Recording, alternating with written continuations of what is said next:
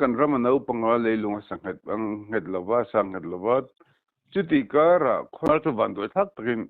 kan kong lai tu te hen travel kan ni wang kan ram froi tu te ben ma se mizo ma sub contractor sub chongli chongai ba kan lo thok ve hi lo ni a ni zel chumi ani wang chuan enga tingya neng tun kum hen min nem me ka te ni tu kan US Bureau ngai US Geological Survey mo an lim hing record kan an chin ni tun kum chung hen mizoram chung hen wisdom ni pali nge ni nga ti ba kha lo hing dei to me hi lo ni mi puinol puin kan riat si lo ka nga lei min le mi thei tur he atam khop ma ya tun na ya company ten kong lai hi tlan in tha muang lo khop ma ya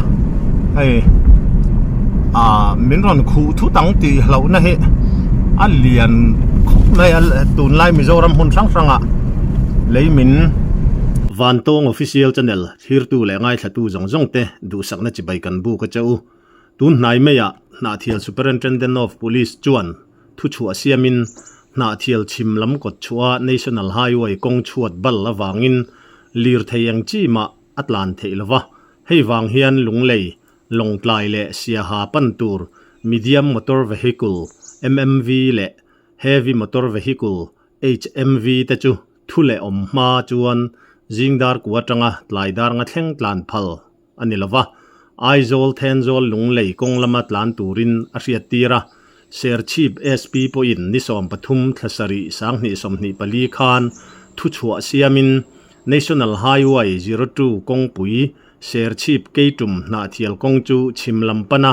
na thial khochung paltlang tur lir thei mmv le hmv chintan nitin jingdar kuwa atanga lailam daranga chung tlan khap ani thule hemi chungchanga hian lir thei te hian ser chip sailiam kon thenjol lunglei kong anzo theyang tin thu chwa asiam boka thu pek zom lote hrem na pek anni tur thu tarlan ani bok tun hnaya mizoramin mason na nasatak nein central sarkar chuan mizoram kong pui siam hna ngor taka thokin kan kong puite azau thasot hle maya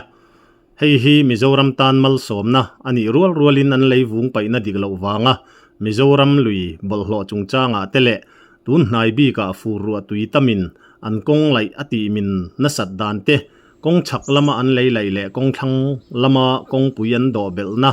an lungrem chim le leitla hniam te chu mun sanga mu tur tam hle a heng te hi khuarel chiat nange an na tho dan diktok lo wang kan ram leilungin a zir lo ve hrim ni pumpel thei aniem tun din huna hian siam that danemo a omem nakin zela kan ramin hetiang kan to lo na neng tiang ma lak nge tha ang engia kong ti te karil ruwa alian tak zeta tun hnaya aizol lam kongte ser chip selling keitum khozol le champhai lam kongte zo in poi hai ti in kakal kual ve nasa a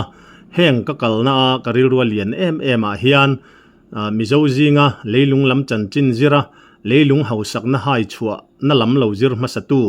bitek mining kan nei masak ber Guwahati kanom ve lok laya min kai hruai tu u neya kan nei kong sang mizoram palar tak ti thei engineer lal hriat renga changte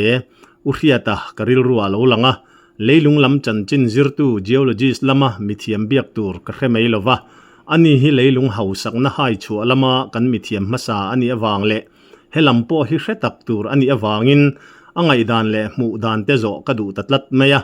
mitam taktan beng warna tur nakin zela kan ramtan pu atangkai thei a om nge yaringin phone manga income na nei ka juk dila min lo rem ti pui hlau meya tuntuma hian hemi chungchanga kan in biak na tele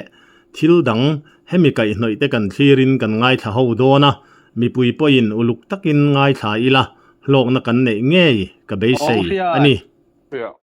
dam tha mo dam tha hei van tong official channel kan han siam ve a kenzo zingdro helaya hian hei tun hnaya hian mizoram hun sang aizol kho thak lam tlang dung te khilai ser chip selling lam te enge mo poi hai ti hian ka kal kual na savea ta chuan nia rampumin kan hre thawa hei fur ania Mizoram hun sang ma son na thowangin kongpui siam mek company ten an siam meka helai hi leimin wanga har satna rampumin kan toka lei hi amin na sa em ya keima lo mu ve dan ang te kha han ser chele thileng enge mo han zo che kha ka duwa tun malam pai nar ho kong lai te khan a tu nang tak hian social media at lat chak lova lei min kha kanin hrepo lo nge at lo tam lo nge ti te kan tlak masate du adon ani o chuan heng hi enge ni tuna kan rama kongpui leitla hniam te lei chunga tanga ron tol ang chi te heng hi khuwa rel chiat na nge nia company na thok tu te thil ti dik tok lo an man ro man an vibrator nge an excavator khatiang ang an lai dan dik tok lo te niam tin an lei lai hi azal enge ni aslop tok lo deuh ni te po hian tam tak hi chu ka hmuwa video record pon ka record teuh meya chu pumpel thei ani angem heng te hi hei tu na po hian Mizoram a hian lei min tur hi mun sang a hian ala tam em me champhai road kan hangkal te chu kan tlan lai khan aron minanga min khu huk mai ang ti hlawm khop te kha nia chu heng te hi tun din huna hian siam that da nemo anakin zela kan ramina hetiang kan tot lo nan hian eng tianga hma lang nge thang ti te kha karil ruwa hian a vei tlut maya eng po ni se nang geologist in ni lo nangin mining mizo zinga kan nei masak ber kan u oma lo ma le ani hian angai danin han soi nei masak ber le trong pe ber Mizoram pumina kong rang kan riat la em mai om ve du hun kan bia ngam katia e karil ruwa tun na ya hian ka vei deuh tlut sia chu enge ni ingai dana kha ti hian a ran zo masak dan tur che po ka chuang lawa nang chuan i soi thiamin karinga chu mi puitan atangka in karinga tin kan sarkar tan po atangkai karinga ni ei khalaya tu mo chuang heta po hey limen leimin te le mun dang mi te pokolo podcast pi to mo ka soi chin ber chu Mizoram kan van duai chu kan ram an pang em meni pakhatna tu kan le ti sang acting het kan le sang het lawa ang het lawa chuan i kumak to do som ni borvel au pa ni in ngai chu tertiary po myosin ti vel bor ang au pa kan tani kumak to do so matang som ni carbon vel ang au palek kan nia chumi ti chiang tu chu he kwari theng khat limeng poring ate sa chuanin an lung inkara son tuikep lung omani tuikep chumi tuik lungkar tuikep omso inga tinge ti mani pokon se ni omse chu Mizoram in simlai hen ti finret noi kan omani ti chiang pani chuan chu India plate anti mai le Eurasian plate China plate anti mai bok he mi te sut na lai ven kan omle bok ni chuan kan ram an panga leilung sanghet ang het lova sanghet lova chuti kara khothang lam tanga khochaklam hojongin India plate le Eurasian plate China plate isut na lai bor ba ka nam lau meni chuan kan tlang dung zong hi chimhar zongin akal tir ni khothang tang khochak zong hi sidawang khan mo chuan kan ram pum helan danin satellite imagery satellite thlak tang en me chuan thur survey in akalani hill ranges pa survey kan ni chuan ni phota tin lelama chuan ruwa sur du na em khovela po ruwa sur tam na ber chara punji megile chu kan thena me om tani chuan ro ti kan nga em kum phata hen meter ni deuh tho fiduk fishery deuh tho tam omje chu ruwa sur tam kon se hen i om na khan tui pipe lian deuh dala Mizoram chang kum khata hian meter ni deuh tho pid sari don deuh tho sang kha tuitling thei ti na ni lek net lawa ano panga chuan leichung khan china ka sengche tectonic movement awang khan kan le chung khin se em ta ni tôi lung trắng thật tất cả một bắc lâu như thằng bồi hi lung trắng thầu hậu khoản kẹt tổ lâm bằng này ta này tôi rồi số lâu tầm bốc xì à chút ta nếu sẽ công lệ khác cái hàng uluk lâu lâm khó bao còn state PWD uluk lâu vợ BRTF tu na chun NHIDC in lak sak to ta BJP so kan masak sang ne pan so kan masak nu khan India ro BRTF kha anti BRO mo border reservation kha NHIDC in aron thak ni chuan state danga chuan kong Kenyang harsa Sikkim te Himachal te le mi Himalayas area po hen kong moi nai takin an lai vekani mar chu van do thak takin kan kong lai tu te hen travel kan ni wang kan ram floi tu te nge ni thada wang nge ni in India ramina in central sokaren maron lak hian central malak na tin kan en kat big mini central kan ni ve thodi ka se tur ni nang thenzo ma ke zo ko ma chung ho tele Bombay Chennai le Delhi vela vai ho Indian ho nen kan kan reng nang reng ni central ve thogon ni to me low don son le an kong le vel lo boy pui tu hi kan that tok lo wa he central project ho hi anoi ve tat mi ni chuan tu nei se ho te po kha ngai ni akong bang lai ti te kha mania ta ngai ni kha bak tong la puchana pol te ho industry ve de mo pura mo industry ve de kan en pui ni chuan engineer te po kan bi ni lai hian in alanda ne bang hi sang lu tukin in siam top me original eng plan pateni original la ton step anga siam ani ve ta ni step angin siam tang puya ko bang sang lu tuk lovin antinan fi som sang ani chuan fi som vel talin a chhuat omanga chon step angin kal tur ni khang han til lo ti si lo ni chu chu di chu ko ta kan kal ngai ni chu kan tia tu nei hian ni IDC hoya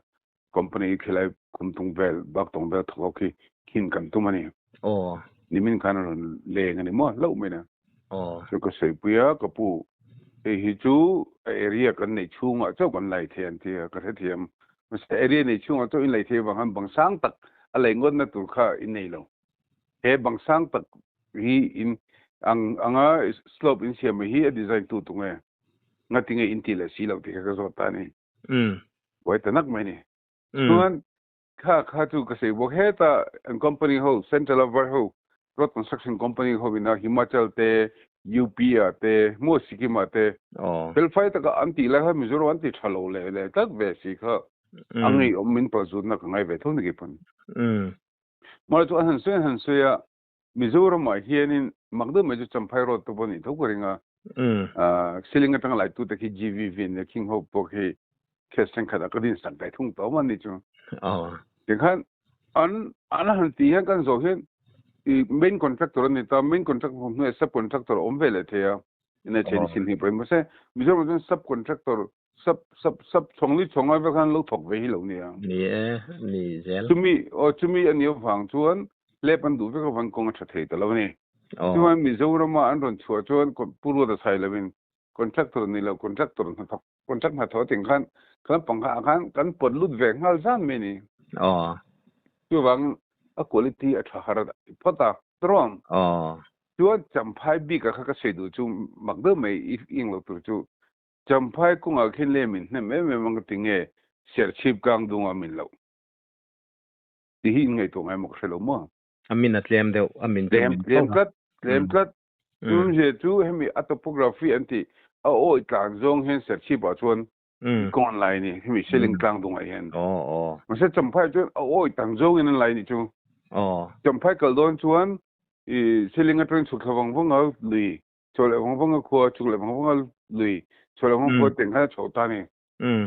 chumi concept chu man lai deu BRTF ho kong lai khani ta ni chumi chu siam that tumin tu nei hen NHIDC hen an kong lai hi chumi champhai kong pe chu National Highway ingani kanti act is policy constantly anila mo economic highway anti kharbiga selling to zo khatar pechu chuzung posan alamin thina ni chu bangin khang song song bel khom khan amin na sa tin buina ke pun makati mo tu nen kong lei wanga min ringot an ni kalau ani chu je chu mania se chi ba kan hong kala he ta khum tunga wolngu hun khum tunga kan lut kha khami konga khan chuan he ta kan ho kan kala sensol ma kan ho le a chen het kan ho ta ni khata ka muwa khan la deu tong en po ngokar te min pat mi ni chu kong mi si lo ngokar le hip te kong ti thing po phun ve thup si kha thing chak ten min vel ni chu pen tu hi of wen chung kha ka ngai to mai me a tinga tinga ne tung kong hen min nam me o ka te ni tu kan US Bureau ngai US Geological Survey mo an lim hing record kan an chin ni tung kum chung hen Mizoram chung hen wisdom ni pali nge ni nga ti ba kha lo hing dei to me hi lo ni mi puinol puin kan riat si lo kha mi pui hi chuan in 3.0 Richter scale chung te mo ang hin rei deu lo phe chung kan thelo me a mi hing vibration kan thlet ne ping la mo tu van i manlai upatan i min pui kum an ti re hi ruat pe tam le ling hing in cho pol hi lo ni sam pui ta ni tu ven tun kum po hian in kan shet lo vin tun kum cho hian pui som thum vel deu tho lo ni ta tharuk or cho le ni ta tharuk pui som thum chu khatin pui nga deu tho lo kum ti na ni ti jo kan le ni tun kum a chun atina zual ta ni tu Mizoram le du chan le abik takin tun kum a chuan kha khani ta tu wan lin hinga wanga a che ni chuan natural disaster kan ti khani ta kanom ne muni na fulo mora chu ko pang kan lai din lu ko pang te mo khalai slope stability measures anti step ang siam te retaining wall siam te adeng ti kha kan ti that lo ro thung chuan natural disaster ne lawin man made disaster ne ta ni chung pa ni chuan ko pa ni Mizoram ma chuan tu vel sin de ba mai ani le ukil ten yang reng sia a chor tu lam a ruai tu lam side jok jok khan i tang mai angem ke ngai dan tang mo example ka peng changa tu na hem bai ho hen min thar ve to ni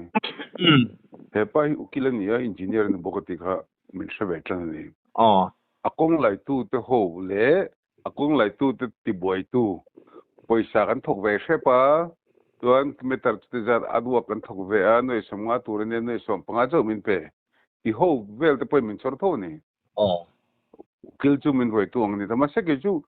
ukil ke ni ko hem principle ke nei ve ni principle ke nei chu a kes ka ngai kha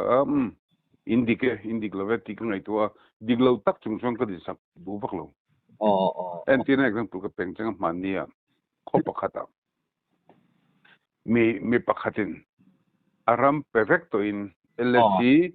LSC kapea noi sompanga amutoa noi sompanga apekto kha engte zaunga ti portion lo khan khatia ain bul nei dewa han le khati boile tani chu pa chon ko ta awa ko da apulu tani chuan an company pakhat zo kharin I amala makalem bek to man miron approach ni miron approach ngeli mje ko te karen bangwa an soi khadi khati tlatni entina square meter za vel aram lo lak saka 2 square meter za vel lak saka chun cheng entina cheng no isam panga chulo muta for example check a figure kan sei no mo ta chuanin an han lei khan an ram acquire to ngeli kan ti kha right of way anti ROW ani chuan right of way an nei to na we khan contractor le dong khapan lo ti boita ne kota khale ti chuan stakeholder khala ve me ya dong kha company khan ha tori lo turin an ti tungkum chau khan na kha an zo du to sia ma se kota stakeholder on box sia kan jir chen saka khapa kha betani kapu inge ingte zaunga iram hi ipek ve to shim ipek ni shim cheng zangi la ka te noi som panga bal skola ve ati noi som panga chung khoi lai tin hinge ipek ni shet ka te ni fe du ta tlat lo mini a she lo tak thang she du tlat lo ar vai ni wang ti boi kha lo ka advocate nan khan inga mo kan se chok na kai sem do ne lo ti pon mai theng hei hi kapu iram ampek na lai in borvel alignment atuni tani hei hi LSC ni a hei alignment halai kong kol dan tu nia he da tangaran dan chuan ram an acure to compensation pack to che hian iban bul thleng hi rong kol tat mini ma se tu na chuan he da tlang bul thut lam an la tileu lo iti boy ta de ya ti boy thein inei lo wasin inge ti boyro tunge ti boyro ti ya ti check theni a surveyin helachin hi ni an lak atielo mati surveyor chu atir ngoda tunge surveyor chu ani le engbesin nge ti ve map te in endun ve khulachin tenge iram lak tu ti tan so asul ve sem kude seilo chu hemi chin hinia atia chu am ko sa ta ko surveyor ka pe ati ngoro ko pu iti diklo hei ko ta ilut ve ngota hei vai ho heng mani din twitter man soma ko da kon se dan tu na hian ama hian aram apek to zong za asom sari deu thola luwa za som thum ve lek ringot pon lak donin asoi boy chuan he pa hen anen ta kan company hen aban bul kheng lai the ko te ni we khat ka dinga advocate hol le khami ngeni nei tu pa khan kan wi do men ti tani withdraw tani chu je su vai ani ni la ve dan chu dan ani ya ding tani flight te khani mo ni en til pakhat mo ni quarrel chiat na te kha kan leilung upat lo wang te tin lir ning tun hnai tam wang te kha chu lo da thata ila engineer company ron lut te hian hei kan thria dangin nia subcontract kha chong ni chong thum hian om hei hi company lian rin tla ka sarkar ina a tho tir ani sia a dan aniem phalaniem dan ani lawa mo mani khan company pakhat ka biani enga tingein tho tir tho si ka te min vo thi nan ti local khan min vo thi na chuan politician te in rola minister to point rol thi na tu wang ke ni tan survival kan mo a ruwan kong hi apoi mo ang chin hemi sakta poim mo tak ni lewin artwork pa ngai chu an ve mai thina chu wangin an tin chu bi kan se chona chu chingchi ba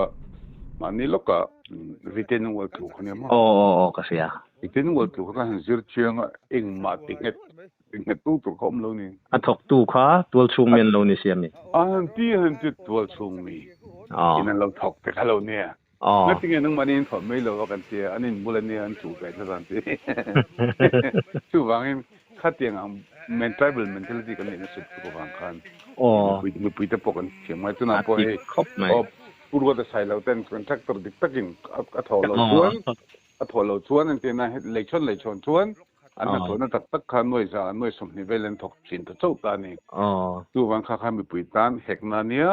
ramlen nam poisa hekil nian ti kha tiang khan achiang tan ni man puro de nan sei he ka ma kan thian pa ni ka than bang lo an puro de na sei thiam lo zo ka a that lo je sei thiam lo zo ma mi nol puin kan zuk man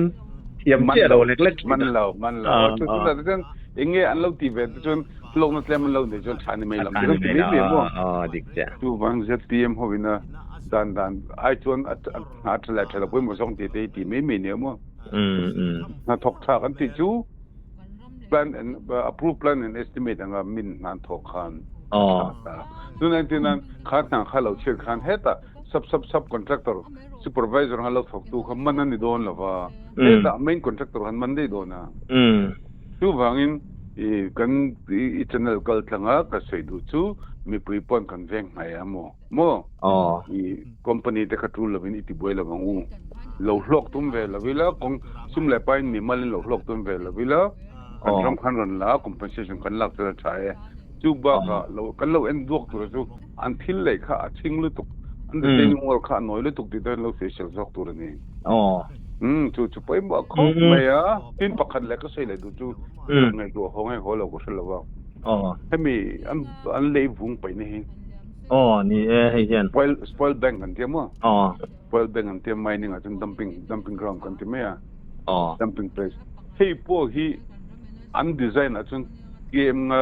dan game nga chung hen hun ni khata om ngi tur ni game nga asa turan ni lo ini ta chu da chon dumping place kha an mark ve thap thap ni chon chahan helu ta na proof tha moro chu dumping place dam lo khan antinan mun sen khada chon I khalai alo a huan na a huan nei tu mo vc pass lo ne mo lo in ti ta tun ma tanga a kwal thei huan a ser huan ti vel lo nei tu khan a karama hin pe ro pe lo he karama hin pe ngan noi ni noi thumin to be don yen ti ta ni kha anni vai ho lo phakar ve thosi na ti zo ma du ho khan khalai lokala anei tu anei dan pass nge poti she lo man lai tring ka ser hun ni timi mi pa khal noi tin pen an pai ta thin ani tu lai ta heting lai ta po hi kan tui te he le minute tam kan ti te po mo tu na ta po mi zo ra ma he chiniti ti vel lai vel a li min te po hi hanjir chengila original soil kan ti pa ngai le ni lavin le chunga kong le na bung an pai hi tun kumai chun acha ta samani an le tak tak ka chen ni le mo tu fangin tu na champai community ho te po chun ni mai thea engineering design technical design fel bang pon te power tun na ya kha mizoram hun sang lei min thim tam me mo sang amin ka sual tuak kha ka te ke pon ni chin khan mo ria ti kan soi ve chak de ulok pakhat chu kumsari kumriat vel kalta khan nem je ho ten PWD ho tu tenen alung lei World Bank kong pui siam lai hian aizol ten zol lung lei ti kong siam kha kan en dika chu ta chuan nan lo thok mol mola thok tu pa kha mi zoania lung lei le haw long in kara son chuan kan va en lai tak khan khami nge ni a retaining wall ni lo anoi lama leido namo ai alung re ma kha lungram kara han lei vung lo no treu mai ni tia han en po a thalo ti rian ngoi khan a PWD lama kan ho tu pa khan a house set me a July kan soi na chan chu karil ruin aram lei lung nei tu kan ne sub contract kan lo be se khata tanga sum le ma zong mu ve kan lo tum ani po in kan ta kan kong pui ani i kan riat chian kha apoi mo hleng ka rian ha kan thok ani poina tha theyang bera thokha tum tlangila ki re the ni tak lo mai theya kha sub contract akhan ni china kan han ngai thla ang khan eng tin mo helai sarkar lam kan mo ente lokin a company ka chun mo tuna company pakhat ka din pui tum vele hi chun mo kapu ki ni po pressure kan nga ma se an experience there nge ni an thoto dan kan ena kan tui lo chung kan pe chung lo bati an du chon an pe lo theya ngati nge midang in an pe ka nang ni pek lo big ka te I please ask other company to me an du chuan pe lo thea kha chuan chu ti ni chuan a company lampo hian ka tia sarkar le engemaw kha an han bel an han mo de mai po ke chu a khotual mi te tlon nan hian an ba mang ve mo ka ti chu mi logistic and local problem avoid nan solve nan mi zo chuan thi an ngai to na ul sam lu tu eng mang khera tak lo ti mo chuta an han tho chiat deu pon an vilu luk lo nga sub contract in ape khan yantinan khala kem khat khan noi zas siam tu ni ta sela sub contract turan pe khan ape tu khan yantinan 10% mo if tangut bokni chu 80% vel paisa pe chun 80% ni tu khan thok lo le 20% vel en thok le ta thon tak chu 40-50 lakh vel chu ni ta ni ma se ta khan ki ni ho hi aware tai la chun kati ni chu tu na hen NHIDC page chun website da bon lu tu ko website da ilu tanga na kina en venga amin ye shit ho like en chin la khata khan an plan and profile and design ti om thapani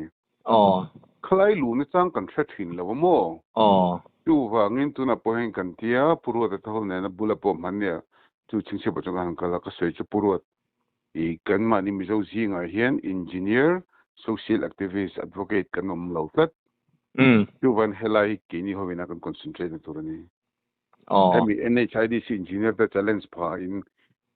engineer kan ni ver experience kan nang po SE pension ne ke po kum sam thum chong ami soft stability in minds well orientation kan ni wang I midang be sei lovila ki mani hian in central akha he tu na purwata an pan le na kha state project monitoring cái này chuan central project monitoring uti cái gì ta này central project monitor tu cái này thalo local MLA te khang ho te kha minister ho khanin an du sakmi de khan lo sei le hi lo private uti khatien tia vaira ma chuan hemi elected leaders kan ti ho Netaji and ti ho public leader ngai pi mu mu khami an pe ka khan an mani vai ho bukhan advantage lo la vele ta ni mem tuam phakar takin lekin apo boine lom sela pujwala ji please come hum idhar mein problem hai ante to do ni I nangni te kini te social activism mo khami public awareness ne kal ho te kha an manin face lavin an contractor te min face tiran du obang khan ping devin tie chu ta an la leb ji vel tin mi tam tak chu an soyang an la pethadu lo ji bok company tam tak hian tin an seng deu chuan tin an kini company ho contractor pon ni hlam lawa mo khami thok ho kha an tin an man ni pakhat I mamit kong kan kal chu noi som ni le panga mutu kan nia ma se noi som panga chu in pe an tia noi som chu ngatinge ka tia kan zota atira chung kan sei veka he agreement po kan nia an adwo ki big meter chu ti zata ne sir khami puntir chuan keni leb ve tur commission an contact na leb o ma chu ti khatinia I ati chu han noi som panga hi diklomate ni calculation ka han nia athok tu ta kha hey asa vai ho se han dikrang ni chu reng na ngatinge noi som ni panga jin lo in lo be se ve reng ta ka te lung kha thave de kan duwa lung tha te kan la anti inva han mol tak ko estimate item ko puisan pe don lo chu ti khin reng lo me ka te cái mem chu kan lung tha de kan duwa anti anti nan hui chung lo thok me mo ti vel kan lo ni le mo chuan mo very topic of stay pui mo khop me I tun din huna hian hei an kong lai zo to anga ngai tam taka hi min mei hei a om mi ta na hlom lu tuk nia ka ngai hei thin thi po ke pon katlan ngam lo lek na nuala heng hi tlan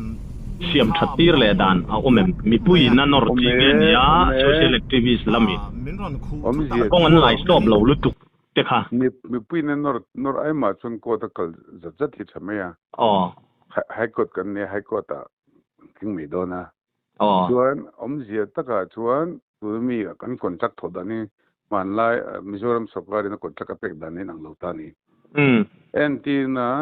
selling to zema bok to selling to ngani kan ti phase 1 ani ta ni phase 1 chu kem somli somnga vel ammonia chumi atan chuan chu teng khateng design chu ni atin anin pek dan hi man laia kan ti dan thin state ti dan thin pwdin an manian chok chok veka tro BOQ and the bill of quantity and chok veka chumi khaminian ti sale of rates and SOR anga anje chu angkhan ta chok ta ni PWD chuan chuan in chang ta ni chu chang niam beramo chang sang bertula phe hei sarkar hen magdo mai chang sang lama tuikat velamo chang niam ko pek tur ani sarkar se set nan chu ka tiang khani ve ta lo ni tuna NHIDC nan pek dan EPC mo tan the ni EPC mo chu engineering procurement construction le thotin petani chu je chu antina selling zeba boka tanga ngani I kem som level tung vel mo tina ka phase 1 long ta sela ti phase 1 hi kem chu ti zat ani ya chu me khming zat za kan lai do na chu teng khateng chni ya tin a general a basic data khan petani chu international bidding antita chan foreign transport lai ve themo chuan chang ta sap antina shet to chu ABCI ho hi silchar base ane tun matang Mizoram cheng ne teng ho hian in face sari hen face leader thon muni chon khami company ho khan EPC hoi chon chu za chu kan senganga chu za intiang ji lai turin chu ti za chu kan chu ti za chon noi viable che sanga 5000 crore inti hi 4750 crore kan lai gamin ti tani 5% below 10% above come below ni Awang chu kami company ho ka company reputed company changkang ania wangin tro. An ngama ron endik vega an ngama ni to chuan kha kan pom sakta ni. Chuan khata khanin I ahun lawa an zo chuan an choi boka tin kumma hnuwa kumma chung ka maintenance ta chu security angin an da sakta. Maintenance kha company ho na ni le ta ni. Tu na mi zona khan kong khalo cheta selang tin ngi neng tilai ta kha kong kha lo che chuan kumma chung ni chuan poisa mobile me living company khan asiam thale ngai ta ni. Tulai vela interesting em ta chu ani le ngatinge kong khalo chet. Ngatinge khilai bak tonga chuan kong min ta khuk. Min tu la tam mem bok. Mun tina yan. Hetia kan Mizo tribal Christian mit po hen a ngal vek. In kata engineering kan ti te common sense changkang takani me ya. Chuan kan sei du lai ta chu engineering bak tonga khem chu kan pui like hes kon se mi minga. Bak tonga chuan lo min ta ni. Ngatinge amin. An kong hi atira antina he company ina EPC mod moya an chanang khan an titarengem. Ani le kan ti ang an ti khan helai le hi sang dona bangki sang dona chu step engin siam. Pit som zela a step an siam don nge engin ti khan zirve don ni. Mo ta che chuan an design ang an ti lo kha chuan an mani khan liable ta ni. So share thai mi lawin original an sabin an ti tirle don ni. Chuan ni ta thak em chu balu lung ki when you can bet with like can be can be kan buka lung him is ora thalawan tene national highway standard or state highway standard or ma so nan hey rail tak man tu lung te podang ta ni railway balasan ti he chu ti ang lung mi zora mo lo wa kalai na chang lak ngai ti ni de ufrani kalai chu sil charbul mi ngai kan ti ka tu ruang lui kam vel mi lung chang tha man ngai chu al lung man pa ka hi an soyang atira an designer an propose ang khani time ani le lung chun phur lu kan ba si lo ve ani le ship te tuirial lung te tui chang lui tek lung te kan mang ta ti na ni ani le khami lung I parameters kan ti average impact value anti te heti han chuta lung anoi du lo te 20% item anoi tur ni lo ti te and then national highway chuan water absorption anti tui pai the chin kha lung cubic meter antina lung cubic meter za khan tui kha cubic meter ni item pai chuan national highway tan athata lo ni water absorption de ka 2% ani chowin amo tui a hip thelo piang lung chang tha ti na nia lung chang tha ti je chu akara ko chak ka tlem ti na ni le ta ni khang lung khani len mangen ti theng kana boi pui the ta ni tu wangin tu na yen ka ti a hetia politics ta kan ti tak lo party kan lu tak lo wa chon a real politics program len nam ma so na tak zo chu central project low monitor rea low tia kan ram han ke mani lok na kan nei lo ni pon kan ram len na me kong kilometer za kum som dei tura an sem kha kum som amo kum nga chau adai don aya kum som thum vel kal dei tura kan lo ti boi the yen ram len nam tan kan thok tin ani adik aro pu kho mai khalai vel zong khan kal tum de bani gini chen zong avan lo mo mem Mizoram pum handap ula chan chu Mizo te hi chu nia ma latu le enge mo anom lo hi chuan mi vaking ni te enge mo hi chuan khami kan ti tia khang karil ruwa lo lang zo ka chu khotin hian khatiang angkha veina chang sia ila kan phua leimin hlo mangin leian lai man atha lo venam an na tho ti kha lo monitor tu hi khotina hian kan nom the ani dro monitor mu report tu selamo tu na hen chu an sei poi mo hen ka sia purwa ta ho ne han ban te a le ti tur kan nei to lo kan pension to box sia ram kan mangai box sia sum le pai ko kal vel na man boi thak box si lewa ti ka han ti mi tam min ti ping halani ma zan phei chu khol hade wa tang he me phona kapu in po lang khadin ve kan du ti inge pol kan nei mi kati o puro te ten poli din ni lo mi din nang ingen kena tak takena indu po chon kan ti ho don ya kati nei tu ha tak taka chon Mizoram hin awareness kan mol tuk adik che tu a tu na ZPM ho ka sei selwang sum na levin kan ngai tu na a lo enjoy ve selenge puina mo congress full lapon thoko even full lapon thoko ZPM te pon anu karten e ve selan ti tani fine tu mo ni chun an thongai amar tu an thokha a thaim thalawem ti ka ZPM ho thati le ti lo ni levin as per plan approved plan estimate ang thokam ti jok tur nia TMM. Kakak tu pun lo thok sela kede tu nada po. Tu lama buai levin.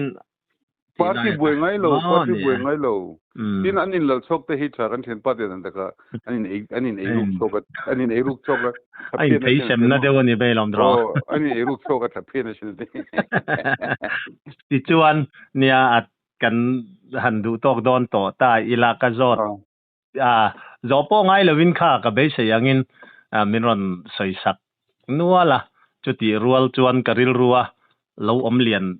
ta le han i chan na han riat le kan du la ya chu ni china ka soi to ang khan khuarel chiat na kha chu dan the ni lo ni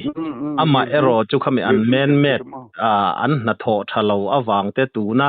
ap taka kan mu nge ya hi eng tianga ven nge khala ya kha tha anga hun local zelatan an la thok don chawatin an thok mek boka chu toy fel de hlek khan enge ingai dan ama khang kan soi to nual tho mai thei ama ro chu a to pa i khai khom na akha kan ram ta na that thei tu rang berin eng tin nge nakin zelatan tu na mi hi i la ya kha ka du ber chu i ramle nam ve kan ti hi politics na tumber chu ramle nam adik zonga ti sa rilru mo masana tur ak then ania Bausan pakien tu chuan tharau ania tro tu na poi mo ber ka he chu kanrama hian thlai le khathiam tak tak anom ve chawa pm thu ding ne pi banam chuangi kan ring ngor hi aza tha ni pi banam chung e changkang mel tha rim tu yen tam le tok le khathiam engineer hum lo ti te geologist ti te pon tam me chu chuan kan ru wa ei ma ang hian ni malin hlok lo mai la kan ram ta na hlok don chuan kan ram le nam ta tangkai hi ka ti ve tur ani kan ram le nam ve hi mei te ho mo siltar baga ho in ve chon fudon lo chu wa ngin kan tiang tin chu ti kara chuan bizo kan ni sa thla iwan ram chuang yang te nang ni yang te kha nga angai ni tro ai nang po khai in iral bang thailo ka ti fulo ve deu pakha chu mizo mi puite hian ram le nam ta na mi thatu hi kan thang mai tur rin ka di ve ni tha ken ti to ka chapol ni lavin mo kan pia amoro chu mi thadeu deu ram le nam ve deu hi avo zong chung kan lo bo du san mi lo mi hi lo ni mana kan sei dun to inkasia chu kan sei USA politics khel chi ini ngai dang kha ka sil na che hare to inkasia en ro tuang kan sei du chu kan ti ve pe lo ni pon ati ho kha kan huan khai ten non pet fak no chung kan support bo kala be sei lo kan ta chelo to ka support kan support pe lo ni politi boy lo social lo vila tu len dem pushia da ya vichi po thing do mi min vela inge sia da changte khang ka boy pui ngai na heram den hi ke chi pensioner kan ya lokan ne pathian zar du hu na boksa ka me thei to tu boy ngai lo mar ka til ven la chen chu pakka du po ni chong lo social po du po chong lo mar chu mi ril ru ti chao zong le mi phur ta kan kal khathil solan ti ni lo chuan kan ti ve pe lo ni pon support furania support po kan la pe lo ni pon ati ha zong le ati mang zong in ti lo ngoi te chu usiat khotlang ta na thahnem ngai ta ka ma kan han lak te zirlai pol a suai tu kan ni thin la ya thei top chuwa ma kan han lak lai te pokaril ro lian tak mai ron sei chu ka chu tu na chen kan thei to chua bei tu te support chu soi lo soi se la enge mo zonga lo soi nom du hi kan tam thin mi me hei a thalo khop mai ni ni sa ber kan ni ka mu chwa tak chumo ni kan ngai san lo mo kan social vel hian i mani social chu chang kang thriu ngi na kan ni social thei ni ka chẳng càng ngay nó social thiên lâu thì thầy thì địch thầy có chẳng càng vì nên chụp pushet đã anh man lâu MP ở bên hình gần đây tôi by election đừng đặt là tao VC bằng gần đây mà sẽ ở trên trung lòng thì có lâu rồi có ở thủ nó miêu là va mà sẽ kami lâu rồi khác chẳng càng tariu là pushet ai engineer tariu là pushet ai advocate tariu nghe nó ăn lâu này về tu vai social sim hi apoi là va cái bộ con số kharte biết dengan CM the social bontu berkania na to ba ko sai du chu abik taking kan ram foi tu te kan social hian an mi mal nun ni lo CM ni nangamo director ni nangamo MLA minister ni nangam kan social hi afuni chu wangin kan ram foi tu te hi kan zir pe ya nge ne kan an chunga kan thik thu chet lo chon kan ram ma son don lo chu wangin pu lal kan hola ba ko social ba ko kota kan ni pheju kota ta ka potlu vela pulal du ma ka social hian ka u in ne lo thina wanga mo a social kan ni lawa pulal du ma ti hi CMT chi lawe ka ti hian ku she da se hi dikem ti ham ti tal te min lo cher sa ka min lo to sak turin ka du ole tu le ko se veni chu ole ente lokana tun hai khan Mizoram hun sang sanga kong chia chung chang kha enge ni injur kwal nin kan thian te khan min sila kha adikem zir kwal te mele tu na kan soi nen khan in relate vek tho relate pho ve chu puro de to nen hian puro ta kan soi lo kan thian ba kan u ni hetia monitoring committee secretary om tolo nu hian apur le zola monitoring emo monitoring kan mai tangkai zo kanga mai tangkai zo tu congress hobin min fi mang do ni ku she da chu congress o main hetia independent na freelancer mi congress tan tangkai zo kan ti tiang ra kan ni mo sai tiam har la to le tun miran idu hununa u te ni mana tero gohati om ho life spirit ni du hun agar bethe ale kalam le tu ke Vantong official channel thir tu le ngai thatu zong zong te lom thu kan thil chewa khati zong kha tun truma pulal riat renga chang te nen kanin komna kan ron da the nia tira kan tum dan chuan kalkonga heng kan video record nei ho te hi ran parun da kan tum ania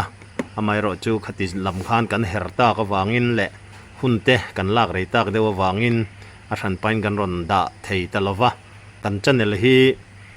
khir tu ten min hlut sak zela lom thu kan soya min hlut saka subscribe like le comments min lo peto tu zong zong chunga thinlung takin na tharin lom thu kan han soi le a he channel hi mi puitana tangkai theyang bera man kan tuma kan soi tongin party politics rongkai lo mi puitana thilbeng war thak le tangkai kan ram le kan namtana a theyang anga tangkai puina om theyang chi te ronti zel kan tuma a thu beng war thak tak tak te chutiang chuan ma kan son zel theinan fui na te engemo thuron min pedu tan po kan number tarana hian min rila min beng war zel turin kan han ngen cheu ani khongaya like subscribe comments te min lo ti sak zel tur po in kan han som non le cheu ani